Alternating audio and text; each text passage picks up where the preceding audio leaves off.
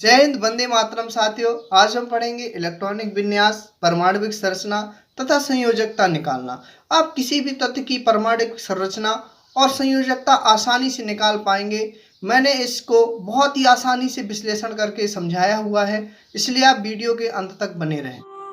Channel को like, share, subscribe जरूर करें। देखते हैं इलेक्ट्रॉनिक विन्यास क्या होता है। तो किसी भी तत्व के परमाणुओं की कक्षाओं में इलेक्ट्रॉनों के व्यवस्थित होने के क्रम को क्या कहते हैं?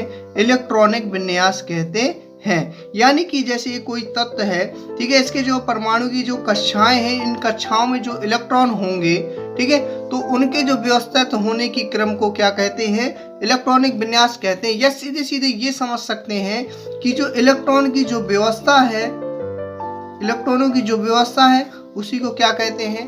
इलेक्ट्रॉनिक विन्यास कहते हैं। तो तत्वों का गुण इन्हीं पर निर्भर करता है, यानी तत्वों का जो गुण होता है वो किस पर निर्भर करता है? इलेक्ट्रॉनिक विन्यास पर निर्भर करता है। अब देखते हैं, इलेक्ट्रॉनिक विन्यास को समझने से पहले अपन को थोड़ा सा परमाणु की संरचना के बारे में संक्षेप में जान लेना आवश्यक है। यदि आप विस्तृत जानकारी चाहते हैं तो वीडियो के डिस्क्रिप्शन में लिंक दी गई है, आप वहां से जाकर के देख सकते हैं। तो देखते हैं कि परमाणु के बारे में नील्स बोर परमाणु मॉडल में उन्होंने बताया था कि परमाणु के केंद्र में क्या होता है? नाभिक होता है, जो किससे मिलकर बना होता है? प्रोटॉन और न्यूट्रॉन से मिलकर के बना हुआ होता है, ठीक है। और इसमें जो इलेक्ट्रॉन होते हैं, इसमें चारों तरफ चक्कर लगाते रहते हैं। इलेक्ट्रॉन का क्या करते हैं? इन कक्षाओं में चक्कर लगाते रहते हैं। उन्होंने यह बताया इन कक्षाओं की संख्या कितनी होती है? 4 कक्षाएं होती हैं। उन्होंने पहली कक्षा को K, दूसरी को L, फिर M, L, K, L, M, N है, यानी कि 1, 2, 3, 4 इस प्रकार से उन्होंने बताया 4 कक्षाएं, ठीक है। तो क्या होता है कि इलेक्ट्रॉनों के वितरण के बारे में बोरबरी ने कुछ नियम प्रस्तुत किए, जिसे क्या कहते हैं? बोरबरी स्कीम या योजना कहते हैं, ठीक है। तो बोरबरी महोदय ने सबसे पहला पॉइंट यह बताया कि इसमें जो इलेक्ट्रॉन होते हैं उनको क्या किया जाता है? 2n² से दर्शाया जाता है, या इसके हिसाब से इलेक्ट्रॉन भरे होते हैं, जहां पर n क्या है? कक्षाओं की संख्या है। किसकी संख्या है? जहां पर n कक्षाओं की संख्या है। तो स्टूडेंट आप देखेंगे कि K कक्षा में तो कितने इलेक्ट्रॉन? केवल 2 ही इलेक्ट्रॉन होंगे, ठीक है। अब जैसे L कक्षा, L कोष का इलेक्ट्रॉन निकालना है, तो L कोष का इसमें उन्होंने ये बताया कि किस प्रकार से भरे होंगे? 2n² के हिसाब से भरे होंगे। जैसे देखेंगे 2 × n, यानी इसकी संख्या कितनी है? यहाँ पर 2 है, ठीक है। तो 2 है तो यहाँ पर 2 का स्क्वायर हो जाएगा, बराबर यहाँ पे 2 गुणे 2 का स्क्वायर कितना हो जाएगा? 4। तो अब इनका दोनों का मल्टीप्लाई करेंगे तो कितना आ जाएगा? 8। तो इस L कोष में कितने इलेक्ट्रॉन भरे होंगे?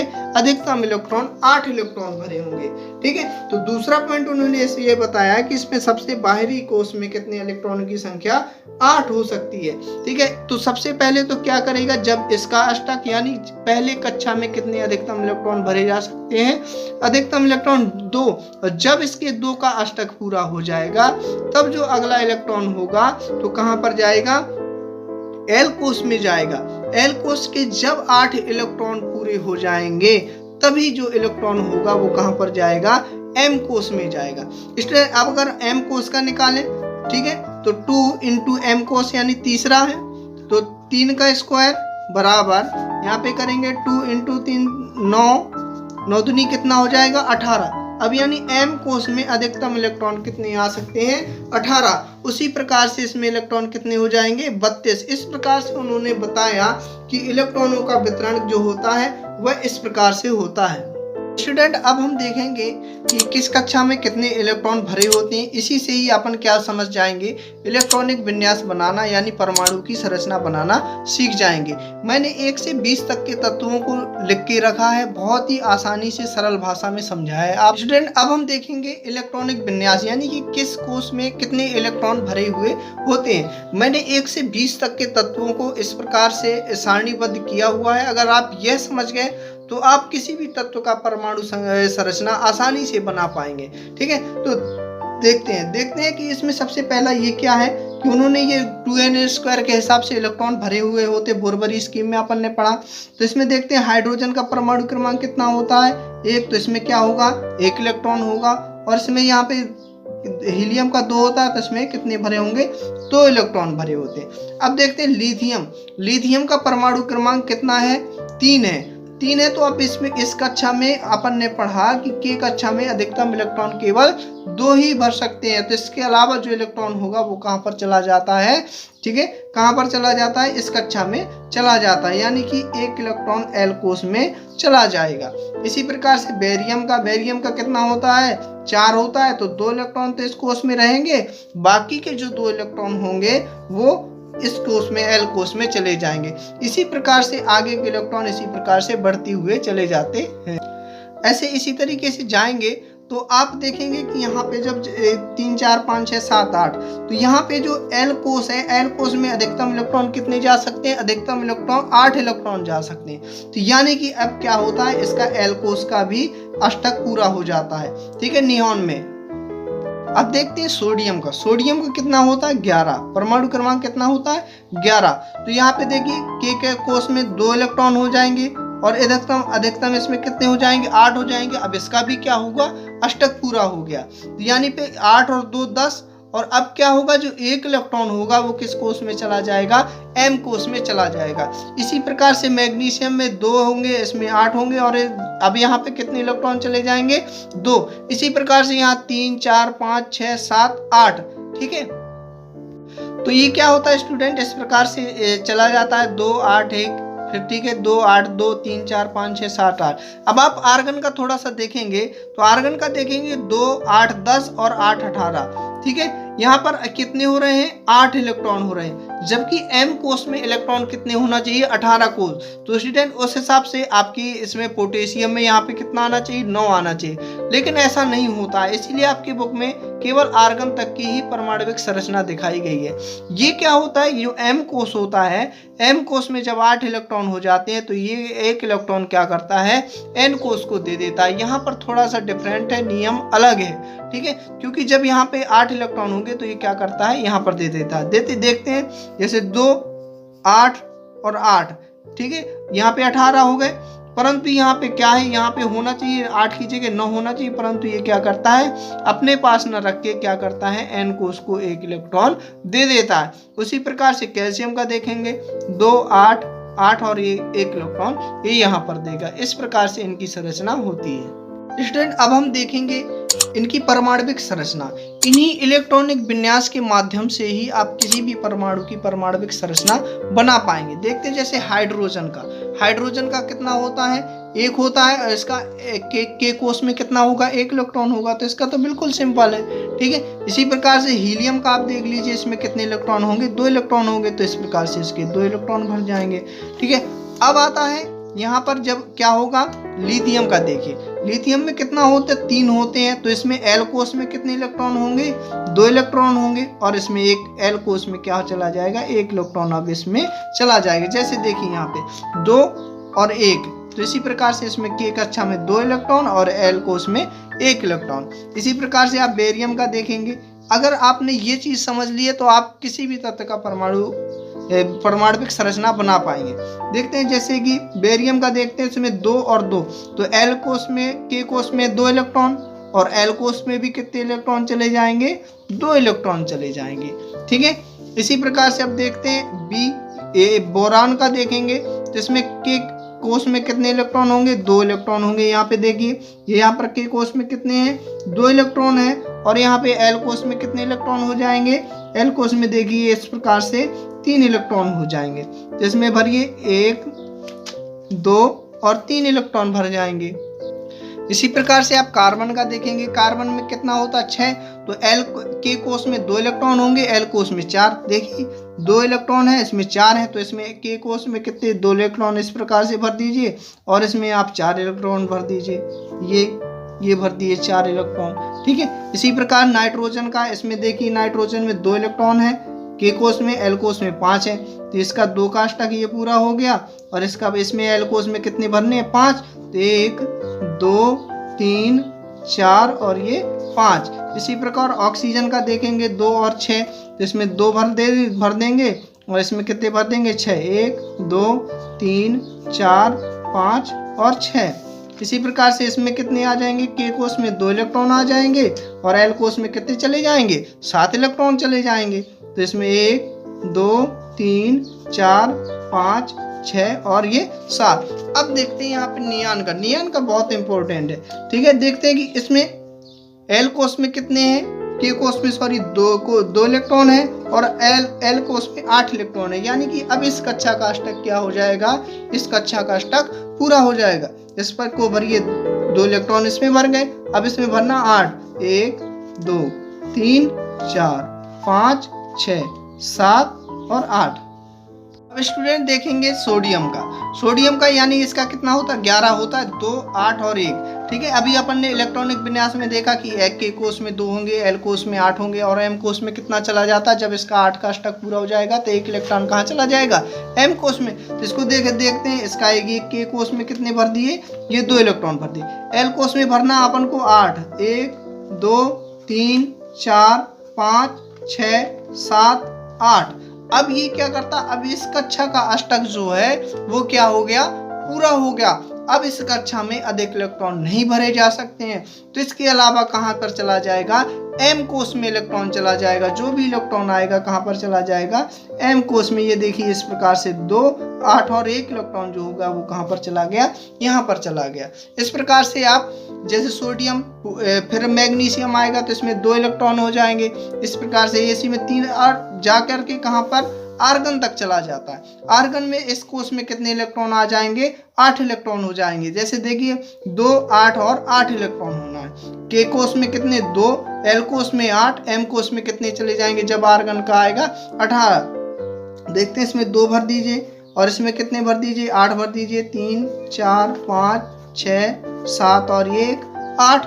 अब इस कक्षा में M कोष में भी कितने इलेक्ट्रॉन इसके आ जाएंगे, यहाँ पर देखेंगे आप, यहाँ पर कितने आ जाएंगे, 8 इलेक्ट्रॉन आ जाएंगे। तो इनको भी भरेंगे, 1 2 3 4 5 6 7 8। तो ये जाकर के कितने M कोष में कितने चले गए, 8। जबकि इस कोष में कितने अधिकतम इलेक्ट्रॉन आ सकते हैं, 18 इलेक्ट्रॉन आ सकते हैं। परंतु इसमें क्या होता है, इसमें 18 इलेक्ट्रॉन नहीं जाते हैं। इसमें क्या करता है, 1 इलेक्ट्रॉन जो होता है वो N कोष को दे देता है। अब देखते हैं पोटेशियम का जैसा कि मैंने बताया कि इसमें जबकि होना चाहिए 8 की जगह यहाँ पर कितना होना चाहिए, 9 होना चाहिए बोरबरी स्कीम के अनुसार, लेकिन ऐसा नहीं होता है। इसमें 8 इलेक्ट्रॉन जब आ जाते हैं तो 1 इलेक्ट्रॉन क्या करता है, M कोष में दे देता है। तो इसकी परमाणविक संरचना इसीलिए आपकी बुक में नहीं दी गई है। तो देखते हैं इसमें, देखिए सबसे K कोष में कितना आ जाएगा, 2 इलेक्ट्रॉन आ जाएगा, L कोष में 8, M कोष में 8 और N कोष में अभी 1 इलेक्ट्रॉन चला जाएगा। यानी कि अब इसमें चारों कक्षाओं का उपयोग होगा। देखते हैं इसमें L कोष में ये 2 इलेक्ट्रॉन भर दीजिए,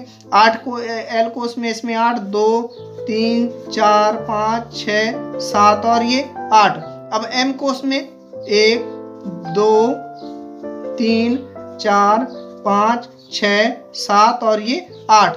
अब ये क्या हो गए, 18 हो गए। परंतु अब क्या है, इसमें 1 इलेक्ट्रॉन कहाँ पर चला जाएगा, N कोष में चला जाएगा। ये इस प्रकार से 1 इलेक्ट्रॉन यहाँ पर चला जाएगा। इस प्रकार से पोटेशियम की होगी। इसी प्रकार अगर कैल्शियम की बनानी है तो 1 इलेक्ट्रॉन यहाँ पर क्या कर देंगे, 1 इलेक्ट्रॉन और बढ़ा देंगे तो ये जाके क्या बन जाएगा, कैल्शियम का बन जाएगा। अब स्टूडेंट देखेंगे अपन संयोजकता यानी बैलेंसी। संयोजकता किस प्रकार से निकालते हैं। संयोजकता निकालने से पहले अपन थोड़ा सा देखेंगे कि संयोजकता आखिर होता क्या है। तो क्या होता है, किसी तत्व की बाह्यतम कक्षाओं में पाए जाने वाले इलेक्ट्रॉन की संख्या को ही क्या कहते हैं, संयोजकता कहते हैं। यानी कि जैसे जो कक्षाएं पड़ी थी, इस प्रकार की जो कक्षाएं थी, यानी कि जो सबसे बाहर की कक्षा होगी उस कक्षा में पाए जाने वाले इलेक्ट्रॉनों की संख्या को ही क्या कहते हैं, संयोजकता या बैलेंसी कहते हैं। इलेक्ट्रॉनों की संख्या को ही क्या कहेंगे, संयोजकता कहते हैं। तत्वों के परमाणुओं के परस्पर संयोजन करने की क्षमता को क्या कहेंगे, संयोजकता क्या कहते हैं। पता ऐसे कह सकते हैं कि प्रत्येक तत्व के परमाणु की एक निश्चित संयोजन की शक्ति होती है। संयोजन करने की क्या होती है, एक निश्चित शक्ति होती है। उसी को हम क्या कहते हैं, संयोजकता कहते हैं। ठीक है स्टूडेंट, संयोजकता निकालने से पहले कुछ पॉइंट जान लेना बेहद जरूरी हो जाता है। ठीक है, जैसे कि पहला पॉइंट यह है कि जिसकी जो क्या होगा, जिसका अष्टक पूरा होगा उसकी वैलेंसी क्या होगी, 0 होती है। यानी कि जैसे किसी बाह्यतम कक्ष में उसके इलेक्ट्रॉन का अष्टक पूरा है तो उसकी वैलेंसी क्या होगी, 0 होगी। ठीक है।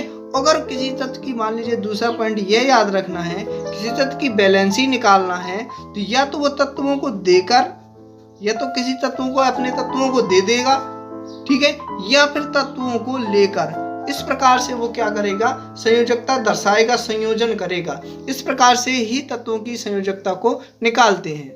स्टूडेंट देखते हैं हीलियम की संयोजकता। हीलियम की संयोजकता इसका क्या है, परमाणु क्रमांक 1 है। तो इसका तो यानी कि सीधा सी बात है कि इसकी बाह्यतम कक्ष में कितने इलेक्ट्रॉन होंगे, कि 1 इलेक्ट्रॉन होगा तो इसकी संयोजकता कितनी हो जाएगी, 1 इलेक्ट्रॉन हो जाएगी। ठीक है। इसी प्रकार अब जब आप हीलियम की देखेंगे तो इसमें क्या है, इसका जो K कोष है उसमें कितने अधिकतम इलेक्ट्रॉन हो सकते हैं, 2 इलेक्ट्रॉन हो सकते हैं। तो क्या होगा, ये क्या होगा, इसका अष्टक क्या हो गया, पूरा हो गया। तो ये क्या कर हो जाएगी, अभी हमने बताया था, इसकी संयोजकता क्या हो जाएगी, 0 हो जाएगी। इसी प्रकार से आप देखेंगे आर्गन का जो अष्टक होता है इसका भी पूरा क्या हो जाता है, पूरा हो जाता है, इसलिए इसकी भी वैलेंसी क्या हो जाती है, 0 हो जाती है। और साथ ही साथ आप इसको देखेंगे नियान का भी यहाँ पे देखेंगे कि 2 8, इसका 8 का अष्टक पूरा है तो इसकी भी वैलेंसी कितनी हो जाएगी, 0 हो जाएगी। ठीक है। तो अब देखते हैं कि अब इनका कैसे निकालेंगे। तो यहाँ पर आप देखेंगे कि 2 और 1 है, इसकी बाह्यतम कक्ष में इलेक्ट्रॉन की संख्या कितनी है, 1 है, तो इसकी वैलेंसी कितनी हो जाएगी, संयोजकता 1 हो जाएगी। यहाँ पर आप देखेंगे इसकी संयोजकता कितनी है, बाह्यतम कक्ष में इलेक्ट्रॉन 2 है तो 2 हो जाएगी। इसकी इसी प्रकार से 3 हो जाएगी और कार्बन की 4 हो जाएगी।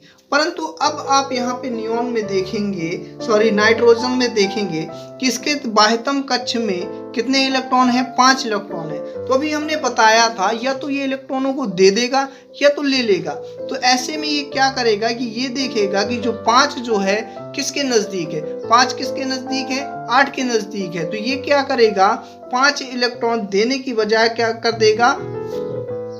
अब आप देखेंगे नाइट्रोजन का कितना है, 5 इलेक्ट्रॉन। बाह्यतम कक्ष में कितने इलेक्ट्रॉन है, 5 इलेक्ट्रॉन है। तो ये क्या करेगा, ये 5 इलेक्ट्रॉन 5 किसके नजदीक है, 8 के नजदीक है। तो ये क्या करेगा, 5 इलेक्ट्रॉन देने की बजाय 3 इलेक्ट्रॉन क्या कर लेगा, प्राप्त कर लेगा। तो इसकी संयोजकता कितनी हो जाएगी, 3 हो जाएगी। इसी प्रकार से आप ऑक्सीजन का देखेंगे तो इसमें क्या करेगा, ये इसका कितना है, बाह्यतम कक्ष में 6, तो 6 इलेक्ट्रॉन देने की अपेक्षा क्या करेगा, 2 इलेक्ट्रॉन ले लेगा। तो इसका भी अष्टक क्या हो जाएगा, पूरा हो जाएगा।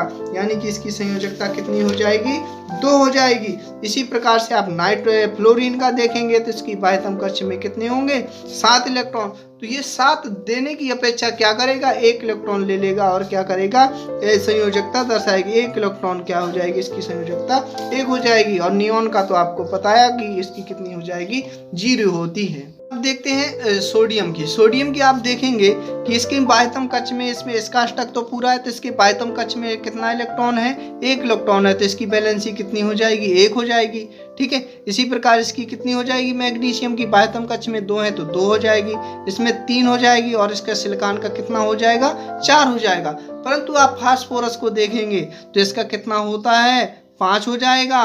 परंतु ये क्या है, 8 के भी नजदीक है। यहाँ भी अपन ने देखा था 8 के भी नजदीक था तो 3, तो ये भी 5 और 3 2 संयोजकता दर्शाता है फास्फोरस। ठीक है। इसी प्रकार से अब आप सल्फर को देखेंगे तो यहाँ पे कितने अधिकतम इलेक्ट्रॉन है, 6 इलेक्ट्रॉन है। तो ये क्या करेगा, 6 इलेक्ट्रॉन देने की बजाय क्या करेगा, 2 इलेक्ट्रॉन क्या कर लेगा, पा जाएगा, प्राप्त कर लेगा। तो क्या कर जाएगा, इसकी संयोजकता कितनी हो जाएगी, 2 हो जाएगी। इसी प्रकार से क्लोरीन को देखेंगे तो इसकी कितनी हो जाएगी, 7 है तो 1 इलेक्ट्रॉन प्राप्त करेगा। तो इसकी संयोजकता कितनी हो जाएगी, 1 इलेक्ट्रॉन हो जाएगी। आर्गन को मैंने बताया था, इसकी आर्गन की कितनी वैलेंसी हो जाएगी, 0 हो जाएगी। क्यों हो जाएगी, क्योंकि इसका यहाँ पर ये क्या करता है, 1 अष्टक पूरा कर लेता है और 1 इलेक्ट्रॉन यहाँ पर दे देता है। इसीलिए इसकी ये क्या करता है, 1 इलेक्ट्रॉन यहाँ पर देने लगता है। ठीक है। तो अब इस प्रकार से अब इसकी देखेंगे पोटेशियम में क्या हो जाएगा, बाह्यतम कक्ष में 1 इलेक्ट्रॉन यहाँ पर दे देगा तो इसका 1 इलेक्ट्रॉन यहाँ पर, इसकी संयोजकता 1 हो जाएगी। और कैल्शियम की हो जाएगी 2। के माध्यम से इलेक्ट्रॉनिक विन्यास और परमाणु संरचना के आप सभी क्वेश्चन हल कर सकते हैं।